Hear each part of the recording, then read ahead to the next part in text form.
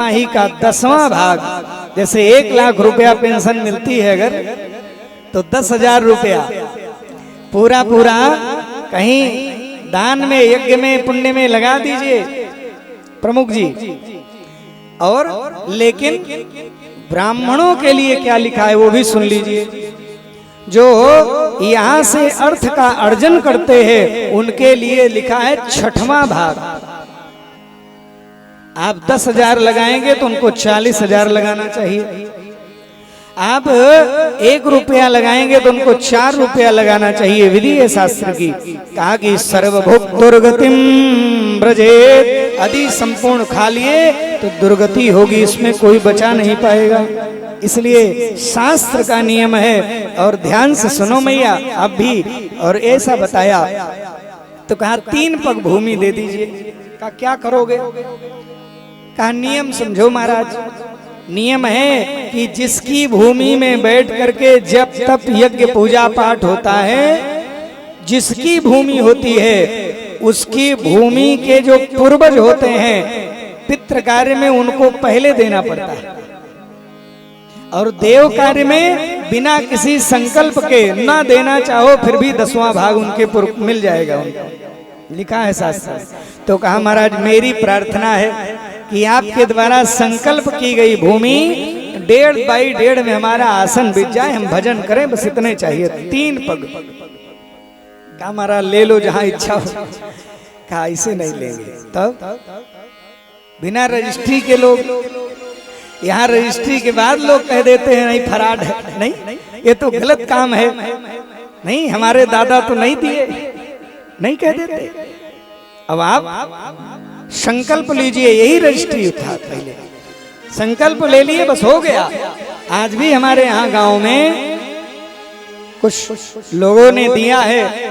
महाराज कहते हैं हम लोग बचपन में देखे हैं, जब कभी आम का सीजन हो और लोग आते थे घर में तो पूछते थे, जब कहा जाए बाबू साहब लीजिए तो कहते थे नहीं आपके यहाँ वही आमों का तो पेड़ एक आम है, हम नहीं खाएंगे इसको। क्यों? हमारे पूर्वजों ने दान किया है, उस पेड़ का आम हम कैसे खाएंगे? इतनी नैतिकता। अब लोग ऐसे कहा महाराज संकल्प ले लिया, एतान 3 पदानि भूमिम वामन रूपणे ब्राह्मणाय दातुम अहम संप्रत, मैं दान कर रहा हूं। कहा जब ऐसे होगा तब मैं लूंगा, ऐसे नहीं। तो क्या करें महाराज? रखा गया, कुशा रखा, जल रखा, ओ कुशा अक्षत रख दिया, जल था नहीं, ले आने गए। गुरुजी मिले मंडप में, कहाँ जा रहे बच्चा?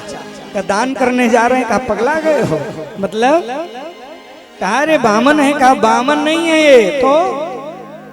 कहा कि ए सबई रोचने साक्षा, ए विरोचन के लड़के, ऐसे कहा है।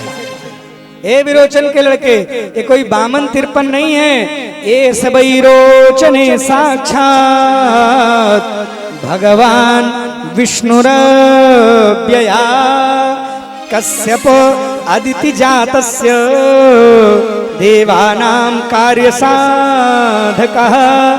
कहा देवताओं काम बनाने आए हैं, मत दो।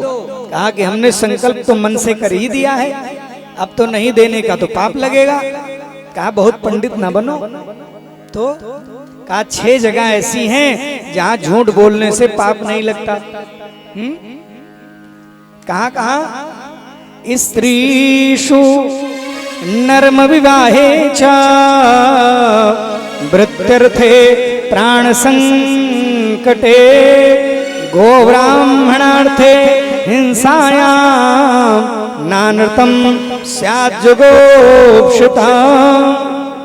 स्त्रीषु प्रमुख जी विराजित हैं। निवेदन करूं, ध्यान से सुनिएगा। पहला नंबर है कि बहुत गूढ़ बात हो तो स्त्री से नहीं बताना चाहिए, लेकिन हम बिल्कुल नहीं कह रहे हैं इस बात को। भाई हम काहे कहेंगे बात? बिल्कुल नहीं कहेंगे। आप समझिए यहाँ संख्या बल है। और निवेदन आप लोग भी ध्यान से सब बताइए सारी बात, लेकिन हमारा एक सुझाव आप ले जाइएगा। एक काम करिएगा, जो भी बहुत गंभीर बात हो बता दीजिएगा, लेकिन बताने के बाद इनको सुझाव मत दीजिएगा कि देवी जी बहुत गंभीर बात है, इसको किसी से मत कहना। यदि आपने ये सुझाव भी इनको दे दिया तो कल दैनिक जागरण बाद में आएगा, हाँ, पूरे एरिया में बात घूम जाएगी। इसलिए बहुत गंभीर बात हो तो एक बार छुपा लेने के लिए झूठ बोलना पड़े, दोष नहीं लगेगा। स्त्रीषु नर्म, मजाक में एक बार, विवाह में एक बार, विवाहे चा पूरा नहीं, उसका भी नियम है। विवाहे प्रत्यर्थे समझा रहा हो तब एक बार विवाह व्रत करते संपूर्ण धन चला जा रहा हो, प्राण संकटे, प्राण पे संकट आ जाए, एक बार असत्य बोलने से भी बच जाए तो बाद में प्रायश्चित कर लेंगे। प्राण संगो ब्राह्मणार्थे, गाय पर कोई संकट आ रहा हो तो महाराज एक बार असत्य बोलने से भी अगर बच जाए। यहाँ गोशांसद जी विराजित है, राकेश तिवारी जी, आप पूरा ध्यान रखते हैं गायों की रक्षा। महाराज गो गाय की रक्षा के लिए गोविंद आए, भगवान स्वयं आए, तो महाराज अगर गाय की रक्षा में एक बार असत्य भी बोलना पड़े तो दोष नहीं लगेगा। गो ब्राह्मणार्थे, इस तरह से ब्राह्मण रक्षा में भी, संत रक्षा में भी यही विधि है शास्त्र की। तो ये समझाया, कौन समझा रहे हैं? शुक्राचार्य जी और बलि को। लेकिन कहा गुरु जी ये सब समस्या के समय है, भगवान स्वयं आए हैं और छल कर रहे हो तब भी मुझे दे देना चाहिए। संकल्प ले लिया, जैसे दिया कहा नापें, और नापना शुरू किया तो एक ही पैर में भूलोक, भुवालोक, स्वर्गलोक, महालोक, जनोलोक, तपोलोक, सप्तलोक में पैर गया। इन्हीं का पांव धुल करके ब्रह्मा जी ने कमंडल में रखा। नाम गंगा जी का विष्णुपदी पढ़ा, लिखा है कि क्षितिम पदई के न बले विचक्र में नभा शरीरे नदिशश्च बाहुभे पदम द्वितीयं क्रमतास्त्रिविष्टपां नैवे तृतीयाय करोतु मंडपी। तीसरा पैर नापने के लिए कुछ बचा ही नहीं। बलि को बांध लिया वरुण पास में भगवान ने। देवबलि जो बहुत बड़ा होता है, उसका दिमाग भी बहुत बड़ा होता है। एक हमारे यहाँ, नाम नहीं लेंगे, यहाँ बहुत राजनीतिक लोग हैं, राजनीतिक लोग ही थे, ब्लॉक प्रमुख होते, और हमें लगता है कि जब से सुने हैं, जब तक सुने तब तक वो ब्लॉक प्रमुख थे। एक बार सभा थी, पढ़े नहीं थे बेचारे, पढ़े नहीं थे, और मंत्री जी का आगमन था विद्यालय। उसमें था कि ये सम्मान पत्र प्रमुख जी बांचेंगे और थमा माने पकड़ा देंगे मंत्री जी को। कलम लगाते थे 3-4 लोग, जानते थे पढ़े लिखे, लेकिन जो बहुत बड़ा होता उसका दिमाग भी बहुत बड़ा होता है। जैसे उनको पकड़ाया गया, उन्होंने कहा, प्राचार्य नए नए आए तो उन्होंने कहा कि कर्मठ ईमानदार जुझारू सर्व सामान्य को सुलभ हमारे प्रमुख जी ये सम्मान पत्र पढ़ करके सुनाएंगे और मंत्री जी को प्रदान करें। अब सब हंसने लगे कि मंत्री जी को देंगे कैसे, पढ़े है ही नहीं प्रमुख जी। तो धीरे से उन्होंने कहा, ए बेटा, ए यहाँ आओ, यहाँ आओ, गणित वाले मास्टर यहाँ आओ, आज हम चश्मों भूल गए, तुम पढ़ दो, हम पकड़ा देंगे। समझ रहे, चश्मा भूल गए, मैंने पढ़ना नहीं आता था, लेकिन उन्होंने कहा चश्मा तो भूल गए हैं आज, तुम पढ़ दो, हम दे दे। तो दिमाग भी बहुत बड़ा होता है। निवेदन कहने का मतलब ये जल्दी समझ पाएंगे। बलि ने कहा, नाथ एक बात कहूं, आपने 2 पग में सब ले लिया। धन बड़ा होता है धनी, क्या धनी धन से श्रेष्ठ है, क्योंकि धन भोग्य है और धनी भोगता है। राज्य बड़ा होता है, राजा कहा राज्य भोग्य है, राजा भोगता है, इस दृष्टि से राजा श्रेष्ठ है। तो कहा, नाथ यह शरीर भी तीनों लोगों पर राज्य करता था, इसलिए मेरा निवेदन है कि आपने सब ले लिया, मुझे भी आप अपना बना लीजिए, मुझे भी आप नाप लीजिए।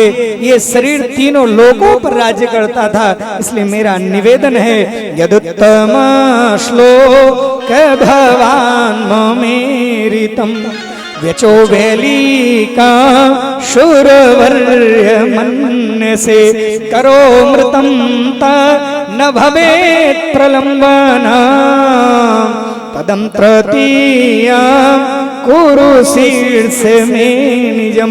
मुझे भी नाप लीजिए। प्रहलाद जी आनंदित हो उठे कि मेरे इस राक्षस पौत्र के शरीर पे भगवान का चरण पड़ा है। प्रसन्न हो गए और भगवान ने बाद में उनको अपने घर जहाँ जाना था उनके साथ गए हैं। बाद में लक्ष्मी जी लेकर के आई हैं। बोलिए भक्त वत्सल भगवान की जय हो। आगे चर्चा अम्बरीश की आती है। एकादशी व्रत का महात्म्य आता है। नाभाग की कथा है। सरयाती सुकन्या की कथा है। च्यवन ऋषि की बड़ी सुंदर कथा है। आगे परीक्षित को सुखदेव जी ने कहा राम जी की सुंदर कथा आती है, उनके वंश का विस्तार आता है। अब सार संक्षेप में समय का बहुत अभाव है। 5 मिनट में हम लोग भगवान के दर्शन करेंगे। महाराज परीक्षित से भगवान सुखदेव जी कहते हैं परीक्षित कुछ भोजन कर लो, जल पी लो, पानी पी लो। परीक्षित रोने लगे। परीक्षित ने कहा प्रभु केवल जल पीने की इच्छा से ये शरीर का आज ये हुआ है। जल पीने की इच्छा उस ऋषि से मैंने कह दिया और ऋषि का परिणाम ये है। अब तो केवल आपकी वाणी से जो निर्धरित अमृत है उसी से मेरा तन मन आनंदित हो रहा है, हमें वही सुनाइए। कहा कि अच्छा ठीक है, एक लाइन में सुना दिया। क्या सुनाया? अवतीर्य यदुर्वंशे भगवान भूत भावना कृतवान यान विश्वात्मा तानि नो बद विस्तरात्। विस्तार में नहीं कहा तानि नो बद विस्तरात् ना। तो क्या किया? कहा भगवान यदुवंश में आए, कंसादि को मारे, चले गए, हो गए। हाँ हो गए। परीक्षित रोने लगे। परीक्षित ने कहा गुरुजी जिस कथा को सुनने के लिए मैंने पूरा समय और सब कथाओं को धीरे से संक्षेप में सुना, उनकी कथा विस्तार में सुनाइए, क्योंकि मुझे तो गर्भ में बचाने वही गए थे। द्रोणष्ट विपुल ष्टमिदं मदंगम। क्या हुआ था? जुगोपिकोक्षे गदयार्थ चक्रो मातुष्यमेया शरणागताना। मैं उनकी शरण में हूँ, मेरे तो उनसे सीधे संबंध है। सुनाना शुरू किए और कहाँ से सुनाया? कहा कि महाराज अवतीर भगवान का प्राकट्य सुनाया कि नारायण की नाभि कमल से ब्रह्मा उत्पन्न हुए, ब्रह्मा के महाराज अत्रि हुए, अत्रि के चंद्रमा उत्पन्न हुए, चंद्रमा के यहाँ बुध उत्पन्न हुए, बुध के यहाँ पुरुरवा उत्पन्न हुए, इन्हीं के वंश में देवमीढ़ यादव हुए और उन्हीं के वंश में यदु आदि के ही वंश में देवमीढ़ हुए। उन्हीं के यहाँ वसुदेव जी पधारे। वसुदेव जी की 7 रानियां पहले से हैं और 8वें रूप में महाराज विवाह होता है देवकी मैया के साथ। देवकी मैया के साथ विवाह होता है। महाराज कंस पहुंचाने जा रहा था, बड़ा प्रिय थी, पहुंचाने जा रहा था। धीरे से आकाशवाणी हुई, एक कंस जिसे पहुंचाने जा रहा है अस्य स्वामष्टमो गर्भो, इसी का 8वां गर्भ तेरा काल होगा, ऐसा कह दिया। जो बड़ा प्रेम कर रहा था, ये दुष्टों की स्थिति है। अपने पे बनाई तो फिर सारी भूल जाएंगे, उनको अपनी व्यवस्था याद आ जाएगी। तुरंत निकाला खड्ग पाणी गृहीत कचह, हाथ में बाल पकड़ा और दूसरे हाथ से मारने चला। वसुदेव जी ने कहा पहले रक्षा करनी चाहिए। वसुदेव जी ने कहा भोजराज तुम स्त्री पर हाथ उठा करके अपनी ख्याति को कलंकित ना करो। एक निवेदन, आप श्रेष्ठ जन उपस्थित हैं, कह दूं आपसे, जीवन में स्त्रियों पर हाथ कभी नहीं उठाना चाहिए। यदि आपके घर में स्त्रियों के ऊपर हाथ उठाया जा रहा होगा तो आपके घर में कभी लक्ष्मी रुकेंगी नहीं, इस बात को ध्यान रखना। कभी भगवती लक्ष्मी का निवास नहीं होगा, और जहां स्त्रियों का सम्मान होगा वहां यत्र नार्यस्तु पूज्यन्ते रमन्ते तत्र देवता, वहां देवता भी रमण करते हैं। इसलिए कहा कि तुम्हें पुत्र से कष्ट है ना, मैं दे दूंगा। कहा जेल में रहना पड़ेगा, डाल दिया। पहला बेटा कीर्तिमान हुआ, ले गए दे दिए। कहा जब मरना था तो नाम काहे रख दिए? नाम इसलिए रख दिया क्योंकि जिसका जन्म होगा उसको जल देना पड़ेगा, पिंडदान उसको करना ही पड़ेगा, जिसका जन्म हो जाएगा। इसलिए महाराज ले गए, छोड़ दिया। नारद जी ने समझाया, ये दे करके कमल पुष्प कि भैया गिनो, गिनवाया 1 8 8 1, का यही हो सकता है, ये देवता है, कहां से गिनती शुरू कर दें। निवेदन पूर्वक कहूं, महाराज मार दिया 6 को। 7वें रूप में बलराम जी आए, उनको रोहिणी के गर्भ में पहुंचाया। 8वें रूप में जब भगवान गर्भ में आए तो अथ सर्व गुणोपेता काला परम शोभना, परम शोभायमान काल उपस्थित हुआ। और जब गर्भ में भगवान आए तो यहाँ गर्भ की स्तुति लिखी है, एक अध्याय में गर्भ स्तुति लिखी है। गर्भ ने जाकर के भगवान से शिकायत करी, प्रभु ये गुरुजी लोग जो हैं, ये संत कथावाचक लोग जब आते हैं तो 5 मिनट की कथा में 6वें मिनट जरूर बताते हैं कोई ऐसा उपाय करो कि गर्भ में ना आना पड़े, तो हमको बनाया क्यों आपने? तो कहा चिंता मत करो, जब मैं आऊंगा तो गर्भ की स्तुति यही देवता करेंगे। तो यहाँ भगवान की स्तुति नहीं लिखी, गर्भ स्तुति। गर्भ में भी कह रहे हैं कि सत्यव्रतम सत्य परम त्रिसत्यम, आप सत्य हो, आपने सत्य कर दिया। और एक बात कह दूं, वहां उन्हीं की स्तुति नहीं हो रही है, वहां देव की मैया की भी स्तुति किया है कि सा देव की सर्व जगन निवासो निवास भूताम जगताम रे जे। हे देव की मैया जो पूरे विश्व को अपने गर्भ में रखता है, आपने तो उसे ही अपने गर्भ में रख लिया। आप वंदनीय हो, प्रणम्य हो, नमस्य हो। और भगवान का भाद्रपद महीना आया, कृष्ण पक्ष आया, अष्टमी तिथि आई, रात के समय 12 बजे भगवान रात्रि में प्रकट हो जाते। बोलिए भक्तवत्सल भगवान की जय हो। और प्रकट कितने बड़े हुए, छोटे से नहीं। तमद्भूतम बालकमं भुजे क्षणम चतुर्भुजं शंखगदायुधं श्रीवत्सलक्ष्मं गलसौभिकौस्तुभम् अपीताम्बरं साद्रपयोधशोभगम। दिव्य भूषण वसन से युक्त हैं भगवान। उनको लेकर के वसुदेव जी जाते हैं नंद बाबा के यहाँ, वहाँ कन्या का प्रादुर्भाव है, वहाँ सुलाया, वहाँ से कन्या को लेकर के आते हैं। वेणियां लग जाती हैं और कन्या को रोता सुन करके कंस दौड़ा दौड़ा आता है, मारने चला।